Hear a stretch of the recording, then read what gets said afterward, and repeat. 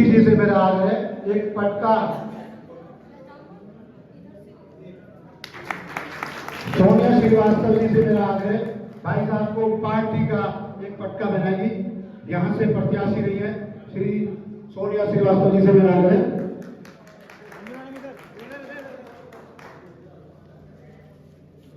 मेरा यहाँ के मंडल अध्यक्ष जिस वार्ड में कार्यक्रम हो रहा है, राकेश वर्मा जी से मेरा आग्रह, कृपया मंच पे आएंगे हमारे मध्य। यहाँ के लोग मुझसे शिकायत करते हैं, करते रहेंगे कि मैं सांसद बनने के बाद यहाँ पर कब आता हूँ। शिकायत है नहीं है? अगर है तो जोर से बोलो। मैं इसलिए कब आता हूँ क्योंकि यहाँ की जो गलियां हैं इनमें पला बड़ा हुआ हूँ। मैंने यहीं पर गलियों में घूम घूम करके मैंने एजुकेशन प्राप्त की और इन्हीं गलियों से निकल करके मैं सांसद। और जहां आप बैठे हैं ये मेरा होम पोलिंग बूथ है, गृह पोलिंग बूथ है। इस बिल्डिंग के बराबर जो स्कूल है वो मेरा पोलिंग बूथ है। आज से नहीं, 20-20 साल से। मैं 6-7 साल पहले यहां से दूसरी जगह चला गया, लेकिन मेरा और मेरे पूरे परिवार का वोट आज भी यहीं पर है।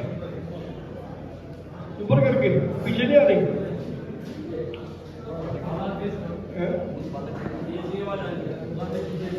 और मुझे बताया मैं बूथ का पालक भी हूं।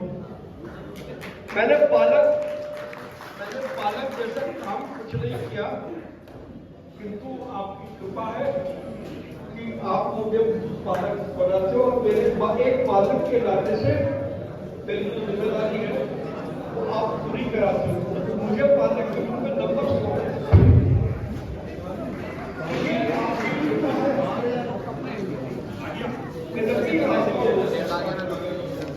और कोई नहीं है। मैं इमोशनल इसलिए होता हूँ, मैं अभी हाउस काशी से यहाँ तक आया, विपुल भाई मेरे साथ थे। मैं उनको बता रहा था, देखो ये तो सब्जी वाले हैं, ये तो छोटे थे आज बड़े हो गए। और वहां से यहाँ तक आने में मैं इनको बता रहा था कि कम से कम 50 लोगों ने मेरे से नमस्ते किया या मैंने उनसे नमस्ते किया। तो ये संस्कृति केवल और केवल यहीं पर है। आज जहां मैं रहता हूँ आनंद निकेतन में, वहां न ऊपर वाले को नीचे वाले का पता है। और अगर मैं घर से निकलूं तो गाड़ी में बैठ के निकलता हूं, मेरे सामने कौन रहता है एक आदमी को जानने के अलावा मुझे पता नहीं है कि वहां कौन रहता है। उनको भी अब पता लगा जब मैं एमपी बन गया। उससे पहले उनको भी नहीं पता था, क्योंकि वहां की संस्कृति दूसरी है। तो यहाँ की संस्कृति में ये संस्कृति कभी भी दिल से जाएगी नहीं। और मैं इसलिए भी इन गलियों का, इन मोहल्लों का मैं इसलिए भी शुक्रगुजार हूं कि यहाँ जितना मुझे प्यार मिला, जितना आज मिलता है, उसकी बदौलत मैं मेंबर ऑफ पार्लियामेंट बन पाया। तो इसलिए आप सभी को मैं आभार मानता हूं।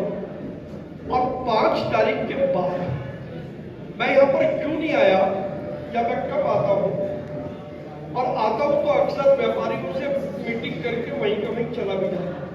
ऐसा नहीं मैं यहाँ पर आया नहीं, मैं आता जरूर हूँ, लेकिन मीटिंग कर कर वहीं से मैं निकल जाता हूँ। वो इसलिए कि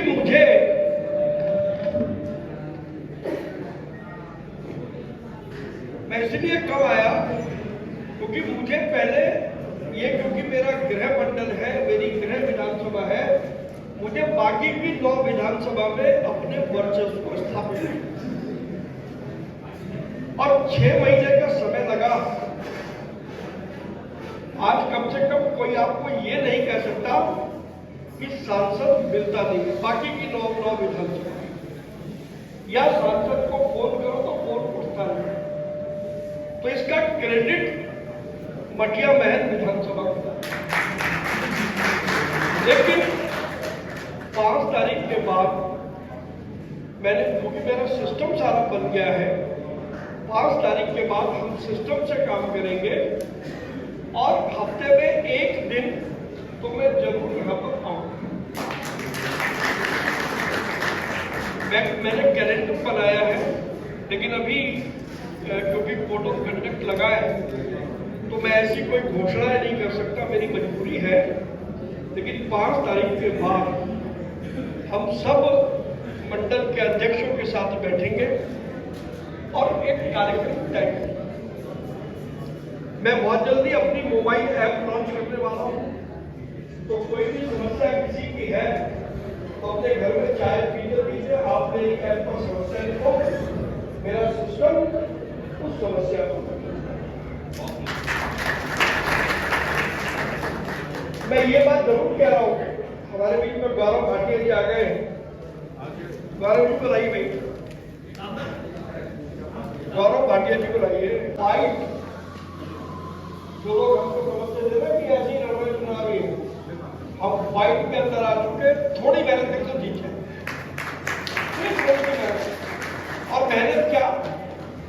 मेहनत ये कि एक एक गली में, एक एक कूचे में हम में से एक एक कार्यकर्ता एक एक गली और दो गली की जिम्मेदारी ले लेंगे। एक गली में 20 मिनट, इससे ज्यादा तो है नहीं। मैं अगर यहां से गिनना शुरू करूं, गली मेरी वाली में जिसमें लोग रहते हैं, तो 20 से ज्यादा मकान देने, लेकिन 20 मकानों के वोट डल जाए, यहां से कुछ लोग शिफ्ट हो गए। जैसे मैं बात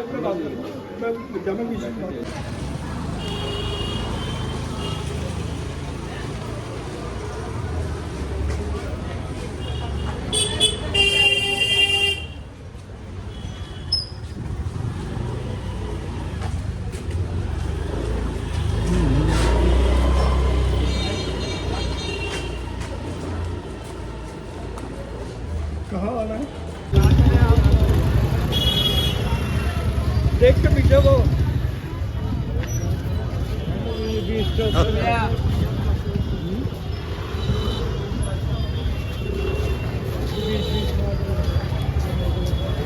तो रफ्तार से आगे बढ़ेगा, लेकिन उसमें महिलाओं की भूमिका बड़ी अहम रहेगी। मैं अपनी बहन को शुभकामनाएं देता हूं। यहां प्रभारी पवन खंडेलवाल जी, संयोजक मदन अग्रवाल जी, विस्तारक देवेंद्र मिश्रा जी, मेरी दूसरी बहन कौशल जहां जी अभी यहां थी, वो बात कर रही थी।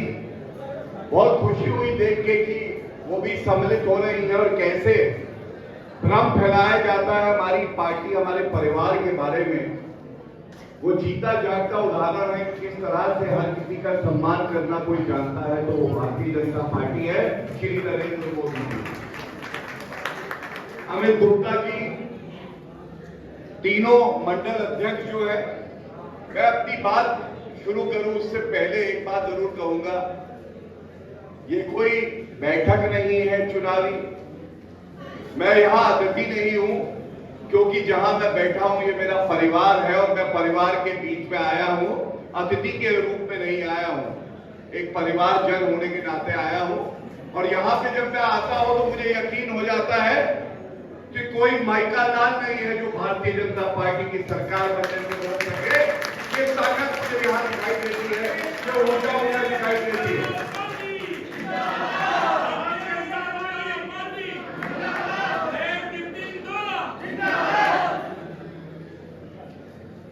मैं सबसे पहले शुरुआत करूंगा,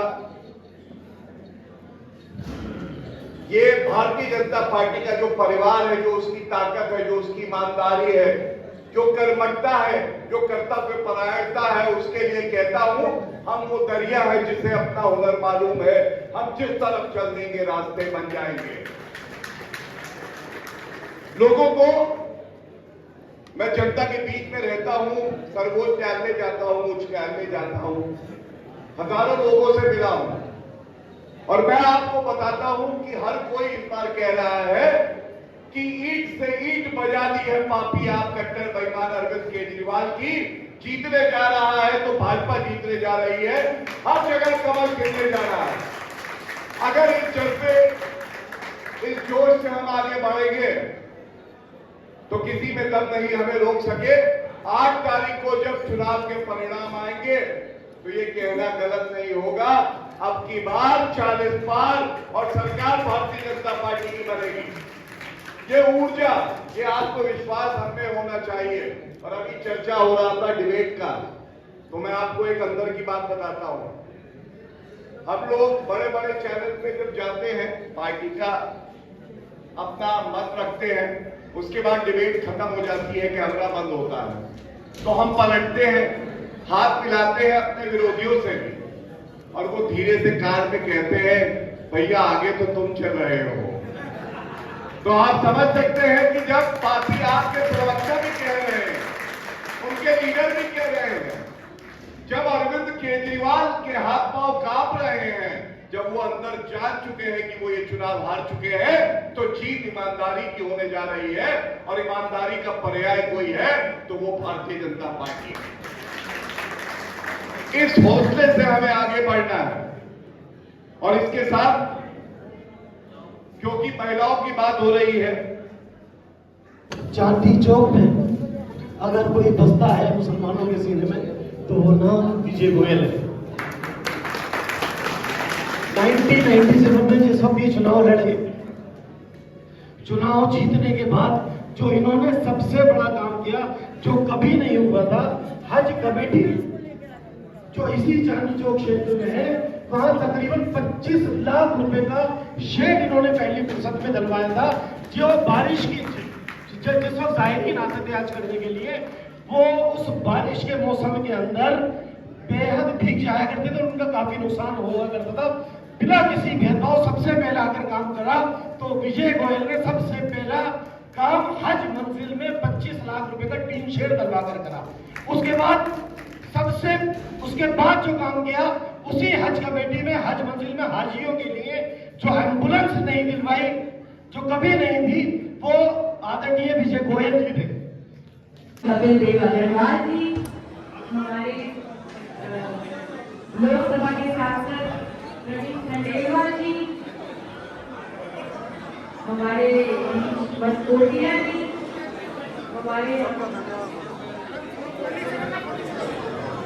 हमारे पूर्व केंद्रीय मंत्री विजय गोयल जी, हमारे सभी मंडल अध्यक्ष, महामंत्री, देश के कार्यकर्ताओं का हार्दिक अभिनंदन और आभार। आपने समय दिया, हमारे कार्यक्रम को सफल बनाया। पूरी पटिया पहले विधानसभा की तरफ से आप सभी को बहुत बहुत शुभकामनाएं। गलियां मेरे जीवन एक बार जोरदार ताली बजा के अपना स्टार्ट करें। मैं एक बात जरूर कहूंगा, मेरा अधिवक्ता भाई भी यहाँ पे आए, धन्यवाद।